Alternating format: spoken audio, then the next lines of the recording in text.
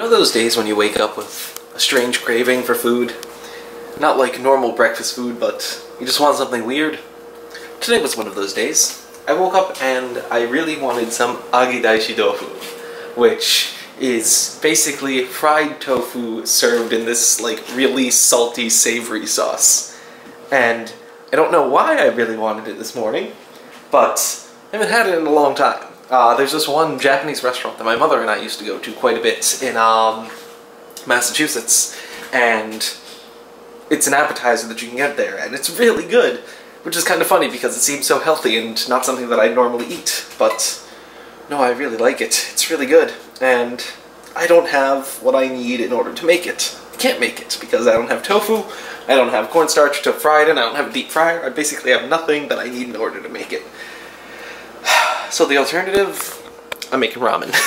I'm making that miso hondashi ramen that I said I was going to make a while ago, and it's slowly getting ready. It's not what I wanted, but this will still be pretty good. I'm excited. The deed is done. I added a couple of eggs and melted in about a tablespoon of butter, and now the noodles are done. Let's see how they taste. Super hot.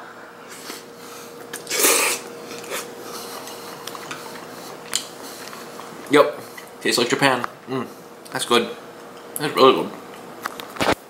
10 out of 10. Would recommend. It's just a bit of dashi stock and some miso and some soy sauce, and then eggs and butter, and of course the udon noodles. Didn't use any of the flavoring that came in the package. Just made my own. It's pretty good. Well, this computer hasn't been used in a long time, and right now it's in the process of coming back to life. This poor thing is the laptop that I had before I had the Dell, before I had the Mac. Actually, it should be in the other order. Before I had the Mac, and then before I had the Dell. This was the original laptop that I got for school that survived me breaking myself twice, and then one day just decided that it didn't want to be a laptop anymore, and the hinge just completely gave out and came through the screen right here. Let's see. If I shine a light on it, it'll probably be easier to see. Where are you, flashlight? Turn on. Why aren't you turning on? Flashlight unavailable. What? You can't use a flashlight when you're in Snapchat? Of course. But it's just super broken because it just, the hinge came right through the screen right there. And then afterwards I kind of wiggled it out of this part of the screen, but I ended up cracking a little bit of the glass. I don't know if you can, yeah, you can sort of see it.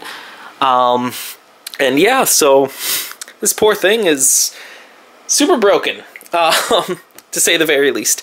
I mean, the computer itself still functions perfectly fine, but it doesn't really have a screen. So what I think I'm going to do is completely remove the LCD assembly and make this thing sort of just a base computer. It'll just be the base acting as the entire computer.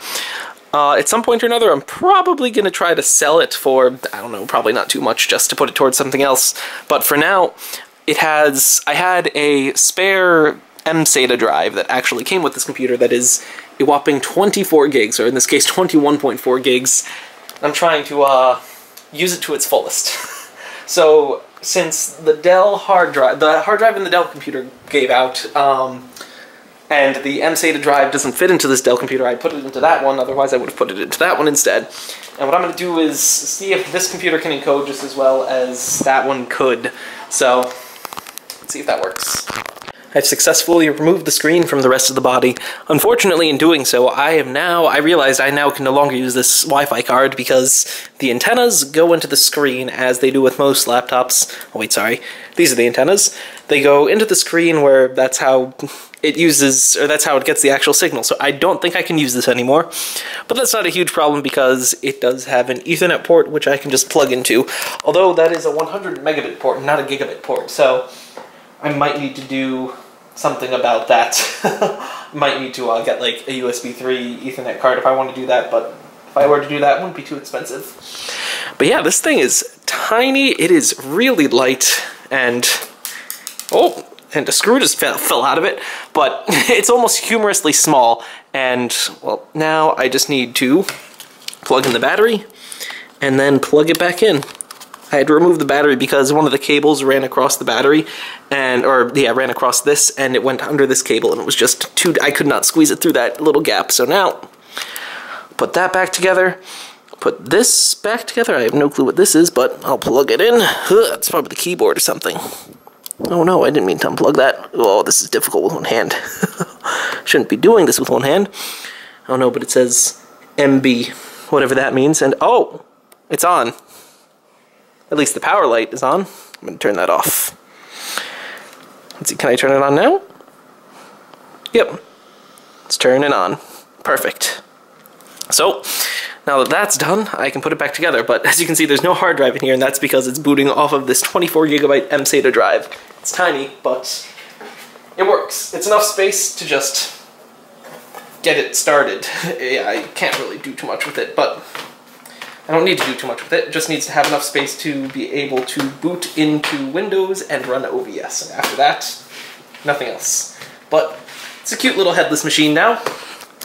Just tiny and not really usable, but cute nonetheless.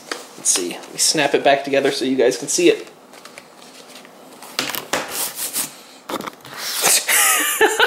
It's almost depressing seeing this without the cover on. It's just like, it's half a laptop now.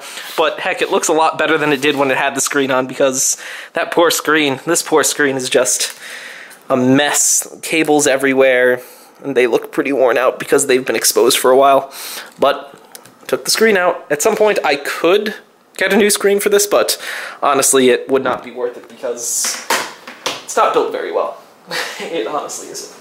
But now that this is back up, I'm going to clean it up and screw it back together and get it hooked up into the crazy display setup that I have over in my room. I'm really tired right now, but the last thing that I'm doing before the night ends is editing some of the Terra Firma Craft, or some more Terra Firma Craft. Today I recorded episode 3 or 4, depending on if you count episode 0 as episode 1. But recorded an episode of that. Right now I'm just waiting for the audio to conform so I can import it into Audition, and then I'll just make the tweaks to the audio and, yeah, render it out. But it's late. It's very late. Well, actually, it's not as late as I've been going to sleep. It's almost early, but not really. But yeah, I'm going to end off the vlog for the day. So, I do hope that you guys enjoyed today's video, and I will see you all again tomorrow. Did anything happen today? Yeah, we made the ramen first thing in the morning, but then it was pretty quiet. Played some Overwatch. Didn't stream today, but played some Overwatch. Lost most of the games. Like, actually, I didn't play too many games. I think played 5 games or so. We won the first 2, and then it was just lost. And I was like, I'm not feeling it today. Like, personally, I didn't feel like I was playing well, so I didn't want to continue that streak. Gotta save my ranking somehow. But, yeah. Other than that, oh yeah, I forgot, I got the headless laptop to run, and I guess that's what it's going to be called now. It's headless. Unfortunately, unlike the Dell computer, for some reason this guy just can't keep up with encoding at 720p at 1300 or 13,000 megabits per second, which might sound like a bit much to ask from a laptop, but mind you, this computer is like more or less the exact same as that computer in terms of architecture. They're both Ivy Bridge. This has an i7 while that has an i5, and this i7 runs at 3.7 gigahertz while that one runs at 2.6. So I guess there's a clock speed difference, but I really wasn't expecting it to make that much of a difference. So yeah, unfortunately this guy cannot be used for what I wanted to use it for. Now, I don't really know what I'm going to do with this, because there isn't too much that I can do with it at this point. It can't use Wi-Fi because it doesn't have the antennas, because the antennas are built into the monitor.